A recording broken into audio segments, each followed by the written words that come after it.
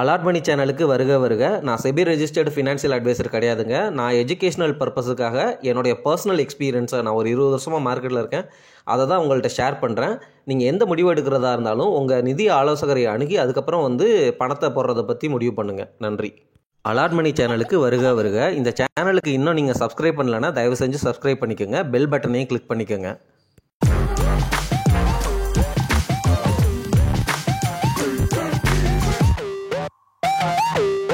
அனைவருக்கும் வணக்கம் நண்பர்களே. நான் முன்னாடியே ப்ரெடிக்ட் பண்ண மாதிரி ஏப்ரல் மாதத்தில் ஆர்பிஐ ரெப்போ ரேட்டை 0.25% அதாவது 25 பேசிஸ் பாயிண்ட்ஸ் கட் பண்ணிட்டாங்க. நம்ம சொன்ன மாதிரியே நம்மளுடைய 2வது ஆர்பிஐ ரேட் கட் ப்ரெடிக்ஷனும் நடந்தேறி விட்டது. நம்ம சொன்ன மாதிரியே மார்க்கெட் 22,000க்கு மறுபடியும் கீழே போகும். 1000 பாயிண்ட் மேலே ஏறினாலும் ட்ரம்ப் டேரிஃப் அனௌன்ஸ்மெண்ட்டுக்கு அப்புறம் 22,000 கீழே நோக்கி போகும் அப்படின்னு போஸ்டே போட்டோம். அந்த போஸ்ட்டையும் செக் பண்ணிக்கோங்க, என்ன டேட்டுங்கிறதையும் பார்த்துக்கோங்க. நம்மளுடைய ப்ரெடிக்ஷன்லாம் சரியாக நடக்குது அப்படிங்கிறது எனக்கு பெருமையாக இருந்தாலும் இப்போ நான் என்ன பண்ணிகிட்ருக்கிறேன், சில உண்மைகளை உங்களுக்கு எடுத்து சொல்ல கடமைப்பட்டிருக்கிறேன். என்ன சொல்லறா வர்ற அப்படின்னு தானே கேட்குறீங்க. ஒன்றுமே இல்லை, நான் சொன்னது உங்களுக்கு ஞாபகம் இருக்கா இல்லைன்னு தெரில. வீடியோவில் போய் பார்த்துக்கோங்க என்னைக்கு பப்ளிஷ் பண்ணியிருக்கேன்னு. மக்கள் எல்லாமே இந்த டேரிஃப் அனௌன்ஸ் பண்ணுற டேட்டுக்கு முன்னாடியே இருக்கிற பொருட்கள் எல்லாம் வாங்கி ஸ்டாக் பண்ணி வச்சுக்குவாங்க அப்படின்னு நான் சொன்னேன். எப்படி கொரோனா டைமில் நம்ம எப்படி பிஸ்கட் பாக்கெட்லாம் எடுத்து வீட்டுக்குள்ளே ஸ்டாக் பண்ணி வச்சோம், அதே மாதிரி மக்கள் எல்லாருமே விலையேற பொருட்களை, அவங்களுக்கு தேவையான பொருட்களை இப்போவே போய் நிறையா பல்காக பர்ச்சேஸ் பண்ணிட்டாங்க. ஒன்று.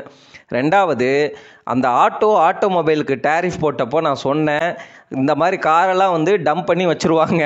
அதனால் ஃபியூ மந்த்ஸுக்காவது அட்லீஸ்ட் அவங்க பழைய விலையிலே காரை உள்ளே கொண்டு போனதுனால ஈஸியாக சேல் பண்ண முடியும் அப்படிங்கிற மாதிரி சொல்லியிருந்தேன். அதை தான் இப்போ ஜேஎல்ஆரும் பண்ணியிருக்கிறாங்க. பாருங்கள், நம்ம ஒரு ட்ரெண்டு நடக்கும் பொழுது என்ன நடக்க போகுதுங்கிறத முன்னாடியே சொல்லிட்டோம். ஆனால் இது எல்லாமே இப்போ தான் பெரிய சேனல்கள்லேயே பேசுகிறாங்க. So I want to basically share that. எனக்கு இது ப்ரௌடாக இருக்குது. நான் பெரிய ஆள் அப்படிங்கிறத பீத்திக்கிறதுக்காகலாம் சொல்லலை. நான் சொன்ன விஷயங்கள் எல்லாமே ஓரளவு பரவாயில்ல, என்னாலையும் கணிக்க முடியுது அப்படிங்கிறது ஒரு உண்மையாக இருந்தாலும் நான் எக்ஸ்பர்ட் கிடையாது, புரியுதுங்களா? அவங்கள மாதிரி நான் மிகப்பெரிய எக்கானமியோ அல்லது பெரிய பொருளாதார மேரையோ அல்லது பொருளாதாரத்தை ரொம்ப டீட்டெயிலாக தெரிஞ்சவனோ கிடையவே கிடையாது. நான் செபி ரெஜிஸ்டர்ட் அட்வைசரும் கிடையாது. நான் என்னுடைய இன்ஸ்டிங்க்ட்டு ப்ளஸ் எனக்கு தெரிஞ்ச பேசிக்கான டேட்டாவை வச்சு என்னுடைய சைக்காலஜி, என்னுடைய விஷன், அதாவது இப்படி நடக்கலாம் அப்படின்னு ப்ரெடிக்ட் பண்ணதை தான் நான் உங்ககிட்ட சொன்னேன். அதுதான் இப்போ நடந்திருக்கு. அதே போல் இன்னும் உங்ககிட்ட ஒரு முக்கியமான விஷயத்தை ஷேர் பண்ண நான் கடமைப்பட்டிருக்கேன். அது ஐடி ஸ்டாக்ஸ் எல்லாமே கீழே விழுந்துட்டுருக்கு. நீங்கள் இதை அப்சர்வ் பண்ணுவீங்களான்னு தெரில. உங்களுக்கு இதெல்லாம் முக்கியமான பாயிண்ட்ஸ். நான் சொல்ல போகிற பாயிண்ட்ஸ் எல்லாமே டேரிஃப், ரெசிப்ரோக்கல் டேரிஃப். இதில் ஐடிக்கு அதாவது சர்வீசஸ் செக்டருக்கு ட்ரம்ப் ஏதாவது அனௌன்ஸ் பண்ணாரா? நீங்களே சொல்லுங்கள்.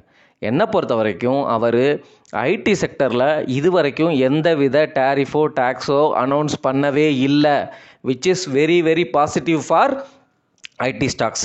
2வது நம்பர், யூஎஸ்டி, அதாவது யூஎஸ் கரன்சிக்கு அகெயின்ஸ்டாக ஐஎன்ஆர் மறுபடியும் 85லேருந்து 87 நோக்கி போகுது.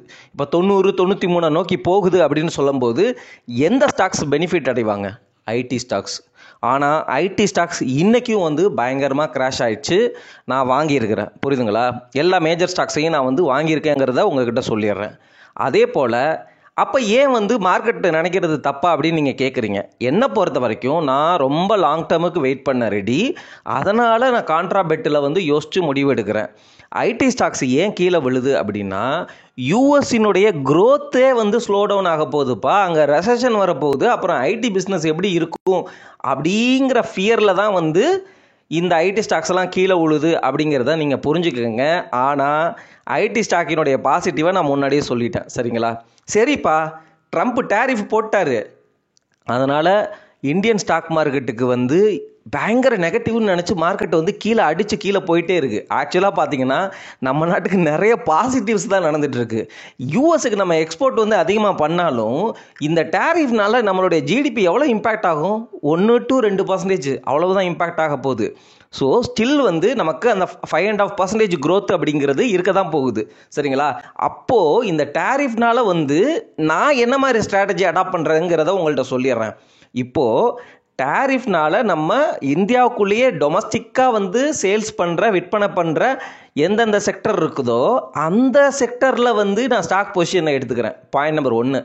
ரெண்டாவது, ஐடி செக்டரும் ஃபார்மா செக்டருக்கு இன்னும் டேக்ஸ் அனௌன்ஸ் பண்ணுவேன். அது வந்து இது வரைக்கும் வரலாறு காணாத அளவுக்கு, நீங்கள் பார்த்துறாத அளவுக்கு ஒரு டேரிஃபாக இருக்குன்னு சொல்லிட்டார். புரியுதுங்களா?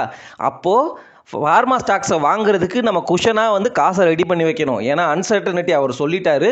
ஃபார்மா ஸ்டாக்ஸ் வந்து இன்னமும் அவர் வந்து டேரிஃப் அனௌன்ஸ் பண்ணுற வரைக்கும் கீழே இறங்க போகுது. அதுதான் வந்து நிதர்சன உண்மை.